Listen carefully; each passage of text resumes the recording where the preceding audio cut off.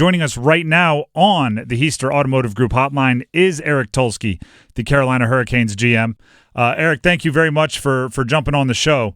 I'm not saying this to blow smoke just because you're on the show. Congratulations on reaching the finish line. I think this deal makes a lot of sense for everybody involved. It's a true win-win. Yeah, thank you. It's a really important deal for us. So it's a fantastic player and a cornerstone for our team, and we're really excited to have him under contract for the next 8 years. Why? I mean, to maybe make it too simple, why was Seth Jarvis a guy that you wanted to tie the franchise to for the next 8 years?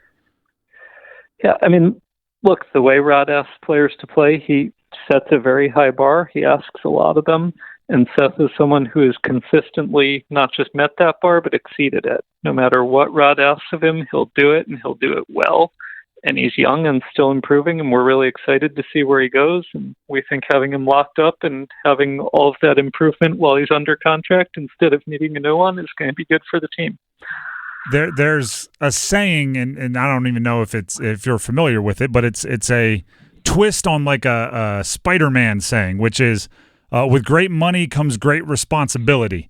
Do the internal expectations for Jarvis move up? Are we looking 75 points or something else that you're expecting him to reach now that he's amongst the highest paid on the team? I mean, he's an important part of our team. What we want more than anything else is for him to keep playing the right way, keep doing it the right way. If he does, the points will come. You know, sometimes shots go in, sometimes they don't. I'm not going to sweat it if he has a cold start. I know he's going to play the right way, and that's really all we need from him. Eric Tulsky, Carolina Hurricanes GM, connecting with us on the Heister Automotive Group hotline. I know you've seen this question because it was buzzing through social media. Was there any hesitation when you saw Seth announce to the Caniacs on social media that he was back, but he did it from the back of a jet ski on a lake? Yeah, you know, it's great. He's got a lot of personality. That was a great video. I laughed when I saw it. I certainly wished he was wearing a life preserver there, but you know, we will make do. Does that play a factor in it at all? Every time you talk to somebody who's worked closely with Seth or interacted with him really at all, you hear that term personality. Is that something that you took into account when judging his long-term potential? Do you evaluate those things?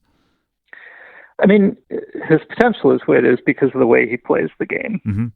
His fit for the team, part of that is the way he behaves, the way he carries himself, the way he fits into the group. He's a really important part of our locker room atmosphere, and that makes it easy for us to want him to be part of our family for a long time. Eric Tulsky connecting with us here, the GM of the Carolina Hurricanes. Eric, I want to nerd out on this contract a little bit. How do you, right? Because there was almost two reactions to this contract. One, you locked up Seth Jarvis, and obviously a kind of a very universally praised deal because of the type of player he is. And then there was this other side about the reaction to the deferred payment structure. How do you settle on that? How do you reach those terms on that particular deferred payment structure? Yeah, it wasn't an easy process. We had a long conversation with his agents. They did a really good job of thinking through all the different implications of this and all the complications and raising all of the concerns. And, you know, not just raising them as obstructions, but raising them so we could think about how to meet it and how we could make sure it worked for him. Ultimately, this was a way to get him the money he deserves and has earned while still leaving us room to keep building out the team and get better and better around him. Is this just part of the way you think almost? Because we know a little bit about your background in other industries and the advanced education and everything. This is a contract structure that's been available for a long time, but you haven't really seen anybody take advantage of it to this level. I know it was in the Jacob Slavin deal and a few others, but this is a bigger version of that. Like, what makes you see it differently than so many others that have the same option at their disposal?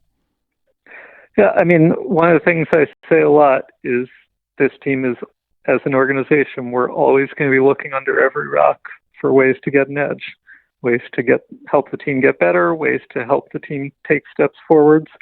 Most of the time when I say that, I'm talking about looking at players and trades and free agents and trying to find ways to improve the roster. But sometimes let's think about how we're approaching contracts too. You mentioned that there was conversation between Jarvis's representation and about this particular structure. Do you get pushback just because it's new? Like, how did you have to educate them on the rules? Like how did that conversation actually take place, and what were some of their objections? Yeah, so we had to talk about a lot of things. Look, they're taking a real risk by doing something that hasn't been done before, because if it turns out there is some ramification for their client that they haven't thought about, they could end up, maybe there's legal liability. At minimum, there's moral guilt, right? They're going to feel bad if they miss something. And so they're pretty careful about thinking through everything. How does this work if he gets bought out? How does it work if he gets traded? How does it work if he retires? Like, how does it work if the team goes into bankruptcy? Thinking through all the different things is complicated. Like, there's going to be a new CBA during the life of this deal. And what if escrow rates change? How does that happen? And sort of working through all these different complications was part of their job. And I think they did it really well. To jump back to the hockey side of things, now with this contract, you have Sebastian Aho, Andrei Svechnikov, Slavin, who we mentioned, now Jarvis, all locked up through, I believe, at least the 2028-2029 season. When you are building around that core and in the interest of turning over every stone, what are the priorities you're looking for when supplementing those players' skill sets with the rest of the roster over the next 4 or 5 years? Yeah, the hardest thing in this league to find is top-end talent. And the more top-end talent we can add, the more we will. Once we have that, that's what you fill first. And then we will see what's left and supplement around it as well as we can with the complementary talent. We've built out a pipeline of prospects who are coming along who we think can continue to add to the top end of this roster. That's a lot of credit to Darren York and the amateur scouts and the development coaches who work with him on that. And as those players keep coming in, I think we're going to keep taking more and more steps forward and supplement around them with our free agents to fill the complementary roles. There are some of those prospects that I'm particularly fond of, just kind of, calling them my guys. Have you gotten to the point where you're looking at the roster and you have an idea of who you might expect to have a chance to crack the opening day roster? I think there's a lot of people who have a chance. It's one of the interesting things this season is we've had so much turnover that there's a lot of opportunity. And I think we're going to see at least one or two players, kick that door down and force their way into the lineup. And it may be a battle. It may be 3 or 4 players who are ready to go, and we have to figure out how to make room for all of them.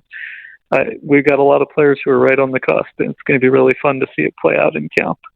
Is the roster where you want it, or is there still something left to do? Obviously, the Jarvis deal was a big one on your to-do list. Is there still more to do in the next couple of weeks before the action really gets started preseason? Yeah, it's never where we want it.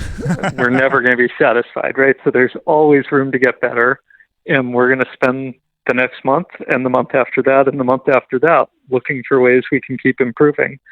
I think at this point in the year, most of the time, all of the low-hanging fruit has been plucked. So I think more likely than not, what you see is what you get right now, but we will still be working on it. Was there a celebration with this one? Did you and Rod cheers or anything like that? Yeah, Rod loves Seth, so he was happy to have this done. Look, we knew all along he was going to be here. It was just a question of what the contract ended up looking like, and he wanted an 8-year deal and we wanted an 8-year deal, and so it was just a matter of figuring out how to make the money work. Well, I'll pass this along from the fans because I think I was in the same spot. Everybody kept telling me exactly what you're telling me. He wanted to be a Kane for a long time. You wanted him to be a Kane for a long time, and it just, and when that happens and it just kept taking time, I was going like, what's all this time? But now we have the aha moment. It's a unique contract structure. I can see why that would take some time. So, in retrospect, it all makes sense, and I don't know why we were all talking about it. Yeah, and some of it is just, there's no real difference to the player if he signs on July 5th or August 5th or even September 5th, right? Training camp hasn't opened yet. And so it's reasonable to take some time and work through both sides and figure out, where the best deal is going to be. Even if the structure doesn't end up that complicated, it's just kind of how negotiations go is, you sort of hold your ground until there's a deadline. And when everybody wants it to just get done, the way to just get it done is to give in. And, sometimes you don't need to give in yet. Yeah, it's all these people that work in sports are darn competitive, right? That's right. And it's not, it's an important part of building a team, right? Like every little bit of money that we save creates opportunity to add more players around it and to keep the team moving forwards. And, you talk about $100,000, $200,000 on any one contract. That's not that much. But if you do that on 20 players, you've got $3 or $4 million at the end. And that makes a real difference. Absolutely. And fantastically said. Eric, once again, thank you for joining us today. And once again, congratulations on the deal. Hey, thank you. It was good to be here.